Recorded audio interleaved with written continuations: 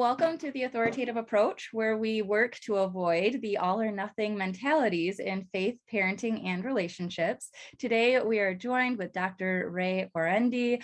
He is a clinical psychologist, author, professional speaker, national radio and TV host. Dr. Ray, you've written a slew of books, one of the more recent ones being Jesus, the Master Psychologist, and now most recently, your Living Calm, Mastering Anger and Frustration. And I want to thank you for being here today to discuss this new book. So my first question, so in this book, one of the things I love about the way that you lay out your books is that they are in very succinct chapters. They are easy to read. They're 3, 4, 5 pages. And in this one, you do a lot of compare and contrast. It's this or that in regard to anger. Is anger right? Is it wrong? Is it good? Is it bad? One of the ones that I think comes up for me the most often is trying to discern when is my anger just and when is it unjust? And how would you say that somebody could go about in discerning that if they are in a chronic pattern of anger? Do you want a simplified definition, Allie? Very simple. Righteous anger is anger that is there because someone else is being unfairly hurt or offended against. Right-filled anger is when I am being offended again. I am being criticized. In other words, it's happening to me. Most of the time when we get angry about something happening to us, it comes down to, I don't like that. I don't deserve that. I'm not that kind of person. You shouldn't do that to me. That's usually righteous anger.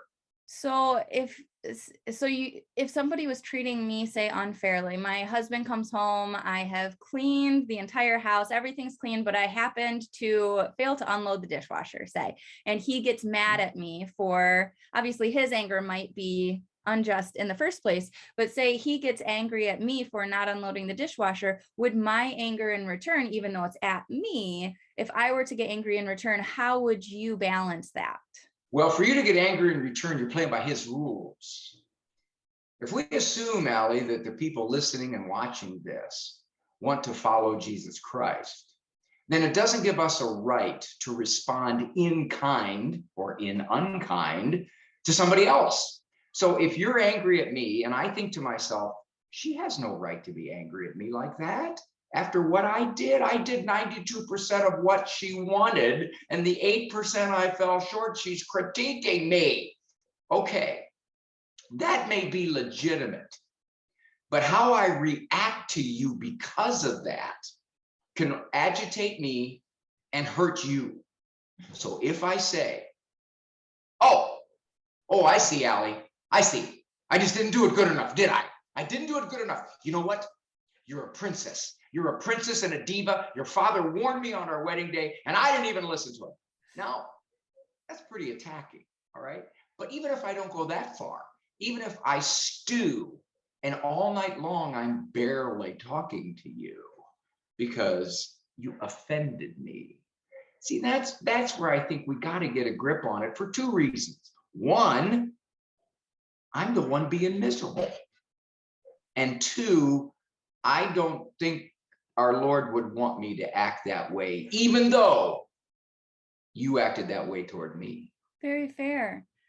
I think, yeah, when I think of Jesus getting angry at the temple, I suppose I see the Pharisees getting angry in return. They didn't like that. Of course, he had, in their mind, he had no right to do that. So therefore, once they decided he was out of line, he stepped on their authority, their privilege. That's what made him mad. Rather than looking at it and saying, was what he did justified? They didn't do that. They took it personal, which is another way to get really angry fast. Take it personal. Mm-hmm. Yeah, that was one of the chapters in your book, which, yeah, personal, or like the whole blame factor. Would it offend you if I told you that your husband called me 2 days ago and he said, really try to help her out? I probably shouldn't have said that, but you might want to ask him. I don't know how he got my number. Well, I will say that between the two of us, I definitely have a more outward anger and he has more inward, for sure. We definitely express our frustrations in a different way. You erupt and he stews. Yes. when I was younger, probably in about 8th grade, my mom taught me that sadness was the root of anger, that we're always hurt or sad before we get angry. Is that something that you would say in your career that you've seen as true, or not so much? They're two different emotions. Where sadness can create anger is what you said, Allie. When people are quote unquote hurt. She hurt me by what she said. I was so hurt when he did that. What happens is, okay, we become sort of a victim in our own mind because another person isn't treating us the way we want to be treated. Now, they may be treating us badly. I'm not arguing with that. But to the degree that we accept the hurt is largely in control of us. Let's say I find out, Allie, you tell somebody, you say, yeah, I had an interview with that guy, and I'll tell you, he was terrible. He was flat out terrible. And it's the last time I'm ever going to ask him back on my program. I won't. Now, if I say to myself, that is so hurtful. I can't believe she said that to me. That hurts. Well, then, yeah, there's going to be a downward emotion. Okay, maybe I'm sad for 3 days because this really nice young lady said, hey, you're a waste of my interview time. On the other hand, that hurt can breed anger because I can then go from my sadness to who does she think she is? You know that? She thinks just because she has her own YouTube show that she can decide who she's going to see and who's good. You know, I gotta tell that young lady something. No, where's my email? Where is my email? That's what happens. The hurt evolves into anger because, Allie, you had no right to do that, in my opinion. There's the problem. You had every right to do that, Allie, but it was my opinion you didn't. How much have you seen, obviously, how long have you been a clinical psychologist? Well, okay, 45 years, but I started in kindergarten. I was the second semester of kindergarten. There you go. Oh, that'll have to be a story for another time. But okay, so 45 years in the field. And how have you seen, you work with families, have you seen social media have an effect on people's ability to interact well with others? Do you think people are getting more reactive? And do you think that social media could be playing a part in that? Or what part of society, I guess, otherwise it's a leading question, what part of society do you feel is causing us to become more reactive instead of responsive? I will choose very benign words, Allie, to describe social media. Okay. Sewage, treacherous, vile, at times demonic. Now, that doesn't mean there can be a connection between people you love. I mean, we get pictures of my grandkids all the time on social media. That's beautiful. It's wonderful. But the landscape of social media, especially among young people, never before in human history has anything had that kind of power to warp human relations. Never. In all of human history, how you reacted to others was pretty much constricted to your family, your village, your tribe, your grandparents, people within sight. Not anymore. Now you got the whole world to interact to, and all of its attendant vileness. Do you think that childhood trauma, that projection that some people have of the hurt that ends up stewing, so they're hurt from their parents and then they grow into becoming more reactionary, the people who are really loud on social media that wouldn't act that way in real life, how do you see that moving forward? How do you think that Christians, people who long to follow Christ, how can we be a catalyst for change in the social media world? You can't change the social media world, Allie. You can change yourself. That's psychological relations 101. And it's part of the reason why people get so frustrated and so angry. It's because I can't change you. I can try to reason with you. I can act toward you in certain ways. But the bottom line is I cannot change you if you don't want to cooperate. I can only change me. People will come into my office for marriage counseling, very frustrated, very angry at their spouse. And their message is, will you change that other person, please? Will you show that other person how wrong they are? That's the message. If I say, you can't change your spouse, you can only change you, they don't want to hear that. They do not want to hear that. Why? Well, because the other person's wrong. And you have to tell the other person they're wrong, so that then they say, oh, thank you. I didn't realize I was wrong. Thank you for critiquing me. That helps me be so much more insightful. And I most certainly will try harder in the future. Are you kidding me? They'll get angry. They'll get upset. You can only change yourself. I get a lot of calls, Allie, from various places, whether it's TV, radio, friends, family, clients. One of the questions I get probably more than any other question, will you please tell me how to change that other person in my life? My employer, he's really critical. What can I do about that? My mother-in-law, she is so opinionated about my child rearing. I can't believe the remarks she makes. And I've told her I don't like it. I've stood up to her, but no, that doesn't do anything, because she thinks she has every right in the world to say those things. And I told my husband, what does he do? Well, he kind of backs up his mother. I wish he would confront her a little bit more about this, but he won't.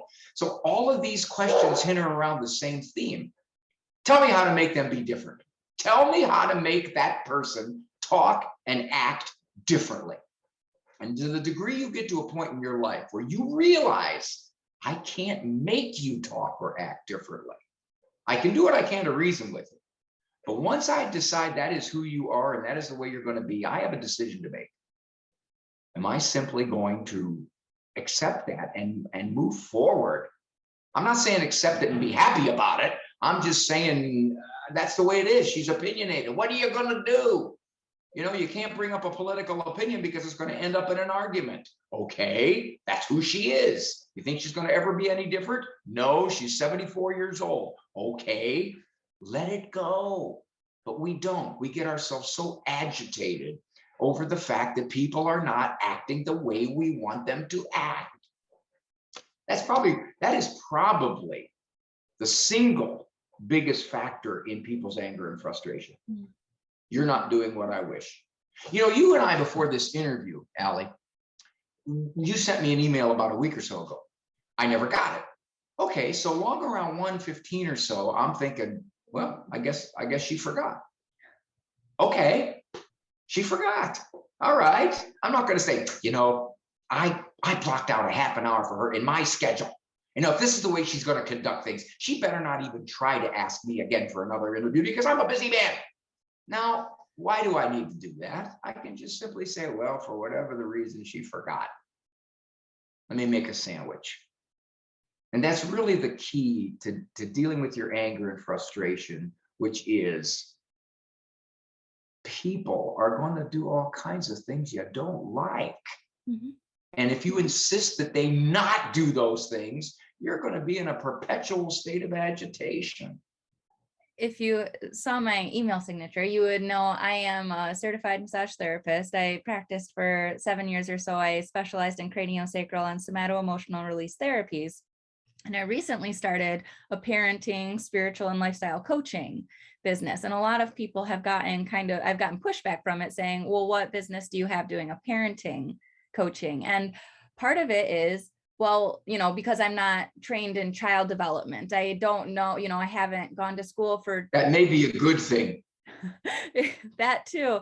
But it's the fact of, ultimately, no matter how much child development I know, you can't get your child to do what you want. You can't control them. You can only control yourself. And so as a massage therapist, I learned how to ground and center myself. I know, you know, like I learned true self-care beyond, you know, hygiene and eating healthily. All these different pieces that I want to help parents take care of themselves so they can get centered. They can be getting enough sleep. They can, you know, be prioritizing things in their lives because they are naturally going to be a better parent from that. They're going to be less reactive. And so how do we, you know, I read a study recently that said over the last, 30 years, Americans as a whole have lost an hour of sleep the average amount of sleep went from 8 hours to 7 hours. How do you see that? How do you see the sleep aspect affecting relationships and affecting that, when self-care starts to get out of balance? How easily does anger start bubbling up from there? Let me comment on something you said at the beginning of your question. You said people challenge you. Who are you to give us parenting advice, correct? Mm-hmm. They don't have to listen to you. Right. You can give any parenting advice you want. All they're concerned about is, do I want to listen to her or do I not? Does she make any sense or does she not? Is she full of beans or isn't she full of beans? That is really the question, and that will keep them from getting so angry. But if they say, what right does she have to say she knows something about parenthood? Okay, make yourself upset over it then, if you want to do that. So that's the first response I want to make to the answer to your question. The other one is we're getting less sleep because there's more intruding on our time. We fill up our time with activities, with distractions. We're not very quiet anymore. And I'm familiar with studies that basically say assaulting your neurological makeup with constant stimulation creates a sense of agitation. It truly does. How much does anger outweigh a positive interaction? I know there are a lot of different studies based on, it takes this many positive interactions to negate this many negative interactions. And I know that your book specifically tries to, bring light to the fact, that anger in and of itself is not positive or negative. It's not necessarily right or wrong. It's just an emotion. There's a neutrality to it to a certain degree. But what to a certain degree, much of the time it's not a good thing. To a certain degree, right? So at what point, how do you see it balancing in a relationship? Oh, very simple. People will say to me, why did you write a book on anger and frustration? Why not some other emotion? I said, well, that's very simple.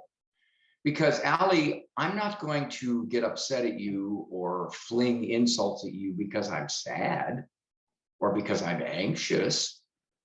No. 90% of what I say to you that I regret or that is mean is because I'm mad. It's because I'm frustration. That is the emotion that does the most damage in human relations, to oneself personally, and to one's discipleship. For sure, that's what it does. That's the number one emotion. Here's the other thing. You've heard in standard marriage lore that you should have, if you're struggling in your marriage, you should have a date night, right? You should go out together on a Tuesday, right? You've heard that. Okay, that's a standard cliche recommendation. Now, my wife and I double that. We go out on Tuesdays and Fridays. She goes out on Tuesday, I go out on Friday. So, given that, what the study found was this, Allie, and this dovetails right with your question. How much does it take to balance out the anger? What they found was, if the relationship was critical, if one of the spouses was irritable, criticizing, put downish, those dates didn't do a thing. Mm-hmm. And the reason they didn't do a thing is because I'm living with a very difficult person here, and it's very hard for me to get past that. People will say, okay, I lost my temper. All right, I lost my temper. I said things I shouldn't say. It was only 3 minutes. And I will say, yeah, a shotgun blast is only about 1.5 seconds. Look at the damage it does.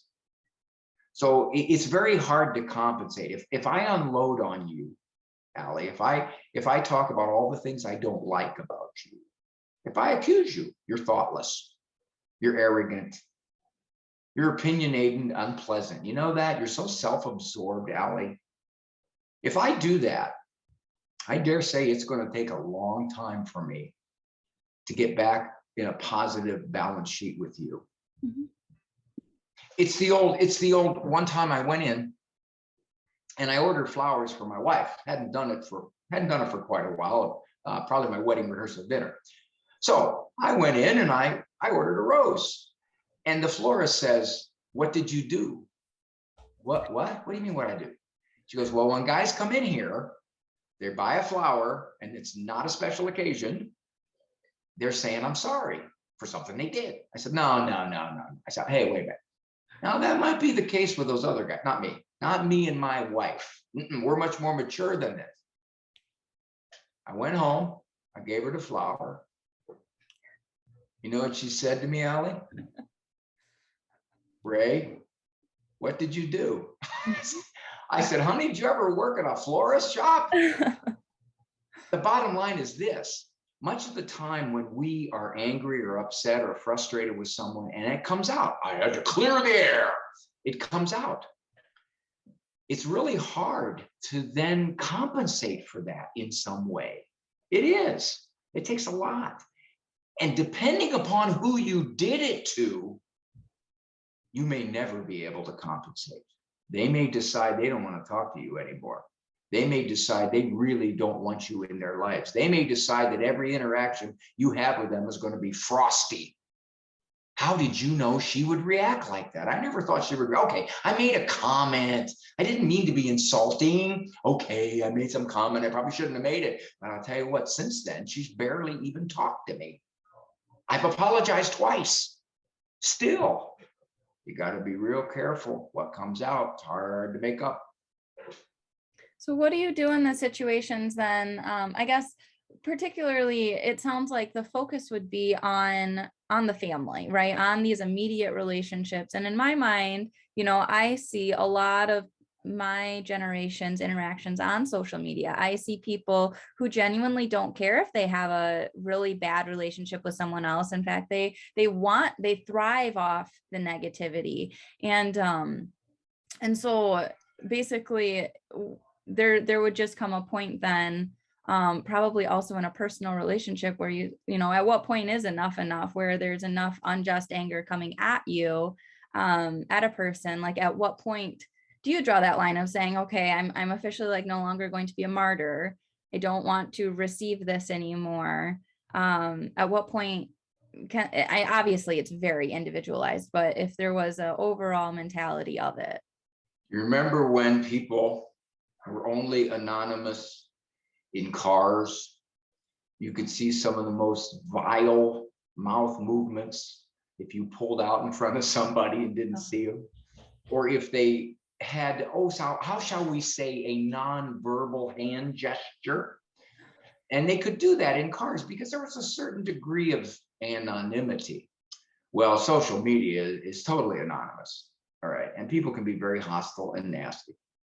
And you have to decide as a follower of Christ, do I want to let this provocation into my life? Do I want to be part of this because I know what it brings out in me? This isn't good. I'm not on social media. I have a Facebook page, but that's because I have a nice lady who manages it. But I don't go on it. I haven't been on Facebook for years. I'm an old guy. Get off my lawn. Okay? So given that, I realize that Facebook interchanges is not good. I don't want to. I've never been on Twitter, ever. Why would I be?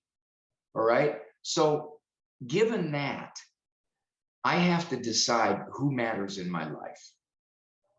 There's an interesting meme I saw, Allie, where a guy is in a coffin and the funeral director's looking out at the seats, and there's two people, two mourners. That's it for this guy.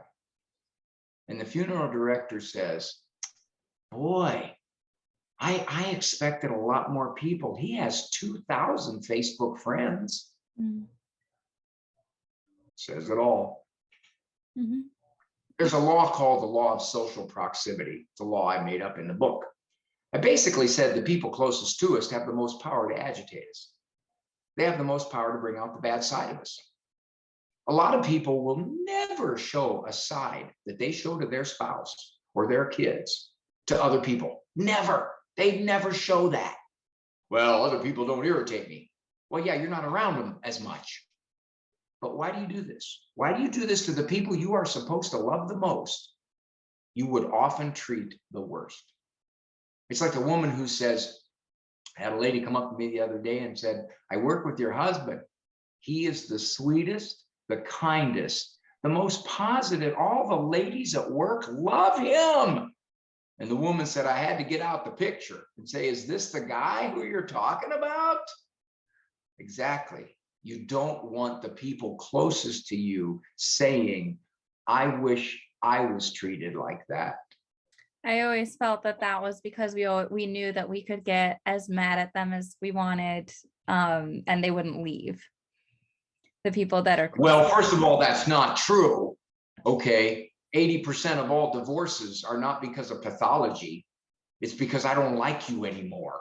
Mm-hmm. It's a buildup and it's an accumulation of mistreatment. All right. So that's the first thing.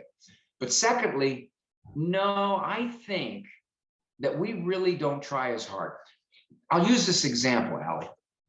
Somebody comes into my office for marriage counseling. Very clearly, they do not like each other. This is so obvious. I will ask them, did you court? Oh, yes, we courted for 2.5 years. How was it?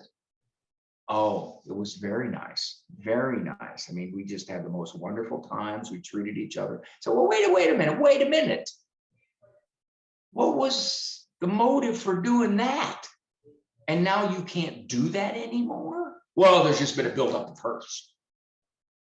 Well, how are you absorbing those hurts? In other words, yeah, Allie, you can try to hurt me, but the degree to which you actually hurt me depends upon me. Mm-hmm. I don't have to be hurt by what you say. I cannot like it, and I can wish you didn't say it, but I don't have to be hurt by it. I can say, Allie is out of line. The only thing I have to worry about is what you said about me true. That's the only thing I have to worry about. The rest of it, I do not have to absorb. I think it's interesting with the Amber Heard and Johnny Depp trial recently. Who? You don't know? Who? I want no part of those two. I know who they are. And that the fact that our culture has gotten so absorbed in that is a sign of how pathetic many lives are. Who cares? Yeah. I have a Go ahead. You are a little more passionate about that than I would be, but I too was not involved in it. I basically just said it looks like a mutually unhealthy relationship and just not a good situation. But when you said that all it matters is that, like I could say whatever about you, I could say, Dr. Ray came on my show and he was terrible, miserable, talked way too much, just this awful person. Like you kind of part might be true there. That might be true, Allie. No. But at what point would you say, oh, she's defaming me now? Now she's gone into defamation and now I'm going to do something. Or is that a reactionary thing? Would Christ say, do not respond in that manner? Well, first of all, our scripture is very clear. We don't sue fellow Christians. Sure. However, there's a chapter in one of my books that I call unoffendable. Christians of all people should be the hardest to offend. Mm-hmm. We should be the least likely to take offense at somebody's behavior or words. We follow a master who was perfectly sinless, and they slandered him and they killed him. Are we better than he is? Christians who get offended really are not. I'm going to interrupt my sentence. It's a pride factor. Mm-hmm. That person shouldn't say that about me. I'm not like that. I'm a good person. I'm a religious person. I'm a holy person, definitely holier than they are. Who do they think they are saying that about me? That kind of mindset really, for a Christian, needs to be fought, challenged, and gotten rid of in our own heads. We can't let it take root. It's the slandering on my pages that ends up bothering me. So I always feel like I want to block the people that are, basically spreading misinformation or like lies about me, like on my own page. Would you like, is that Oh reasonable, yeah, or block should them. I just not be Oh, blocking them?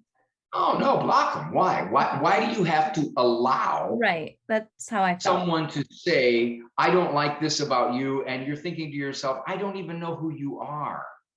I don't need you on something that I use to help people, my page, simply being critical. What purpose does that serve? Now, if you're my mother and you're critical, then I do need to try to figure out ways to get along with you. You're my mother.